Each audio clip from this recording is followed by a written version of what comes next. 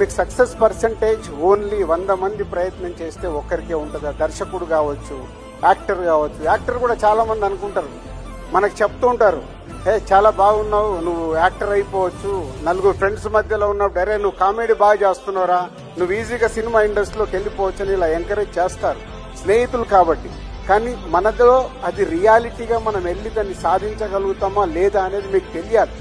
తెలిసే వరకు అప్పటి వరకు మీరు చేస్తున్న వృత్తిని మట్టుకు వదులుకోకండి.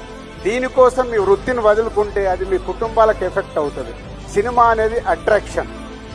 సినిమా అనేది మనకు అలా అట్రాక్షన్ లో లాగుతూ ఉంటుంది. మీ జీవితాల మీద అది ఇంపాక్ట్ పడకుండా చూసుకుంటూ సినిమా పైన ప్యాషన్ ఉన్నప్పుడు దీంట్లో పెట్టి ఎప్పుడైతే సక్సెస్ అవ్వబోతున్నారో అప్పుడు మీరు 24 గంటలు కష్టపడాలి. 24 గంటలు కష్టపడితే మా సంస్థలో వచ్చినట్టు మేము గాని, ఒక విజయ్ దేవరకొండ, ఒక దేవిశ్రీ ప్రసాద్, ఒక రవితేజ, ఒక నాని, వీళ్ళందరూ ఇండిపెండెంట్ గా సక్సెస్ అయ్యి వాళ్ళ తెలుగు సినిమా ఇండస్ట్రీలో ఉన్నత శిఖరాల్లో ఉన్నారు. పాత జనరేషన్ లో రజనీకాంత్ గారు గాని, చిరంజీవి గారు గాని, వాళ్ళు ఎక్కడికెళ్ళి వచ్చారు. కానీ వాళ్ళు అంత హార్డ్ వర్క్ చేశారు. సినిమా అంటే అంత హార్డ్ వర్క్.